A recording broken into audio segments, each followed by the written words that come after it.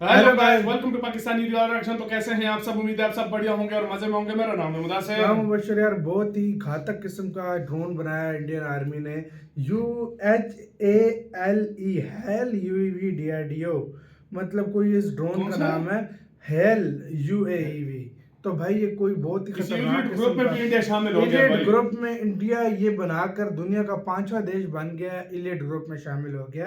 तो भाई क्या ये इतना खास चीज है जो भाई इंडिया 5वें नंबर पे हो गया? तो देखते हैं, स्टार्ट। दोस्तों, स्वागत है आपका इनसाइट नॉलेज की एक और नई वीडियो में। इस समय की डिफेंस से जुड़ी दो बेहद इंपॉर्टेंट खबरों के बारे में हम बात करेंगे, जिसमें हमारी पहली खबर हाई एल्टीट्यूड लॉन्ग एंडुरेंस यूएवी को लेकर आ रही है, जिसने भारत को एक एलिट देशों के ग्रुप में लाकर खड़ा कर दिया है और बेहद चुनिंदा देशों के पास ये तकनीक मौजूद है। इसके अलावा हमारी दूसरी खबर फ्रांस से निकलकर सामने आ रही है। इस समय फ्रांस की नेवी भारत में मौजूद है और एक बड़ी डिफेंस डील दोनों देशों के बीच होने की संभावना जताई जा रही है, जिसमें pump jet propulsion technology France Bharat को सौंप सकता है। दोनों खबर काफी इंटरेस्टिंग है, इसलिए वीडियो को अंत तक जरूर देखिएगा। साथ ही चैनल पर पहली बार आए हैं और अगर आपको डिफेंस से जुड़ी वीडियो देखना पसंद है तो मेरी एक छोटी सी रिक्वेस्ट है कि नीचे दिए गए सब्सक्राइब बटन को प्रेस कर बेल आइकन को दबा लें, जिससे हमारी डेली ऐसी वीडियो आप तक सबसे पहले पहुंच सके। तो चलिए शुरू करते हैं इस वीडियो को। दरअसल दोस्तों, इस समय पूरी दुनिया में युद्ध की स्थिति बनी हुई है। ऐसे में भारत के डीआरडीओ ने हाई एल्टीट्यूड लॉन्ग एंडुरेंस यूएवी के प्रोग्राम पर तेजी से काम शुरू कर दिया है। इस प्रोग्राम को जानने से पहले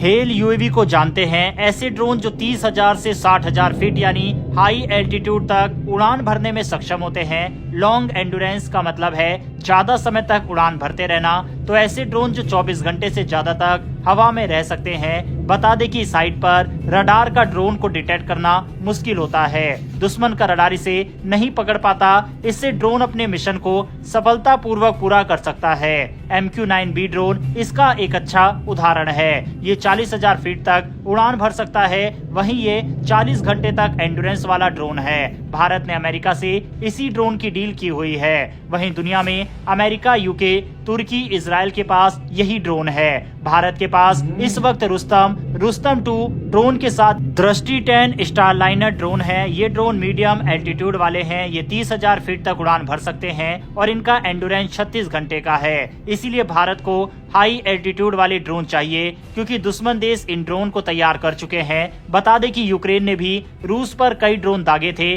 जिसके बाद रूस ने ईरान से ऐसे ड्रोन लेकर पलटवार किया था। हेल यूएवी के यूज की बात करें तो ये intelligence, surveillance, target attack operation में इस्तेमाल किए जाते हैं। डीआरडीओ का एरोनॉटिकल डेवलपमेंट एस्टेब्लिशमेंट और HAL इस पर मिलकर काम कर रहे हैं और इसमें काफी बड़ी कामयाबी भी डीआरडीओ को मिली है। डीआरडीओ के ये ड्रोन 35,000 फीट तक उड़ान भर सकेंगे। साथ ही इनका एंडुरेंस 25 से 30 घंटे तक होगा। इसके अलावा इसमें सेंसर कैमरा होगा। 5 टन इसका कुल वजन होगा, जिसमें पेलोड 2 टन का होगा। टर्बो प्रॉप इंजन भी इसमें लगाया जाएगा। अमेरिका की GE कंपनी की निगरानी में ये ड्रोन फिलहाल तैयार किए जा रहे हैं। इसका सबसे बड़ा फायदा होता है कि इसे चलाने के लिए किसी इंसान की जरूरत नहीं पड़ती। ऐसे में अगर दुश्मन इसे खत्म भी करते हैं तो भी किसी सैनिक की इसमें जान जाने का खतरा नहीं होता। ऐसे में अब भारत भी उन शक्तियों में शुमार हो जा रहा है जिनके पास अनमैन्ड एरियल व्हीकल वाले इस तरह के ड्रोन मौजूद है। इसके अलावा दोस्तों,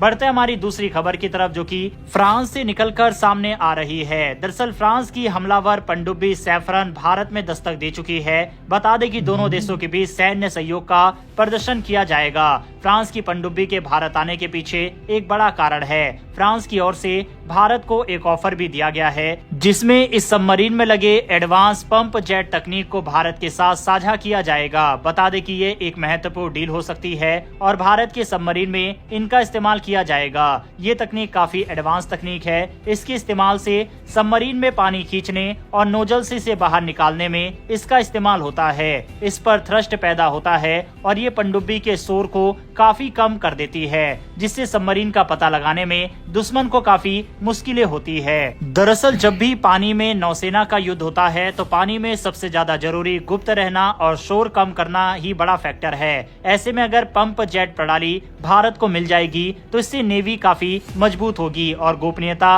और प्राइवेसी को बनाए रखने के लिए इसका इस्तेमाल होगा। फ्रांस की पंप जेट प्रणाली वर्ल्ड में बेस्ट प्रदर्शन कर चुकी है। शोर कम करना और परिचालन को ज्यादा प्रभावशील बनाना भारतीय नौसेना के लिए काफी महत्वपूर्ण है। भारत इस वक्त P-76 और P-77 योजना पर काम कर रहा है।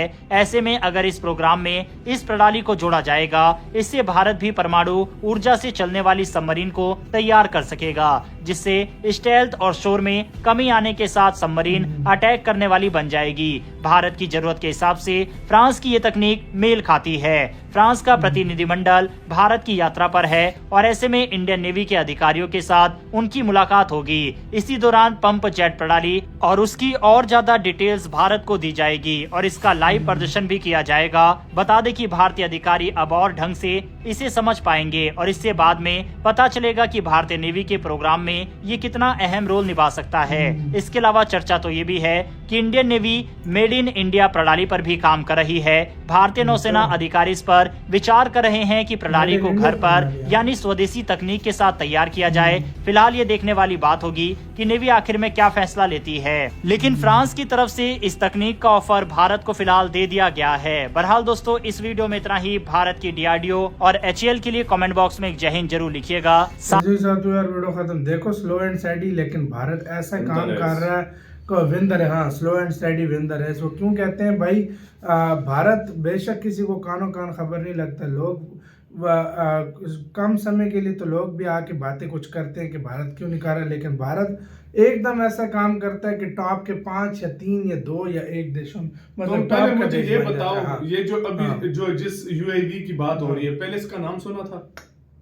हेल भाई, हाई एल्टीट्यूड मतलब होते हैं जो बहुत ऊंचाई पर। मैं समझता हूँ, मतलब इस तरह का ड्रोन इंडिया ऐसे तैयार करता है। इंडिया तैयार करने के बाद दुनिया को बताता है या मीडिया में उसकी बात आती है कि भाई इंडिया ने तैयार कर लिया है या टेस्ट कर लिया है या टेस्ट करके करीब होता है तो दुनिया को पता है कि भाई हाँ इंडिया ने ये चीज तैयार कर ली है। इंडिया पहले बताता ही नहीं है कि हम क्या कर रहे हैं, क्या नहीं। चुपचाप आराम सुकून से, या बहुत हुआ तो कहता है इंडिया के भाई हमने ये काम इसके ऊपर स्टार्ट कर दिया। किसी को कुछ पता नहीं होता कब कंप्लीट हुआ है कब नहीं।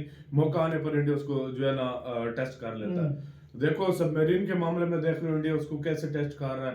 तो सारा कुछ ले लिया। अभी चार सबमरीन हो जाएंगी एटॉमिक पावर वाली।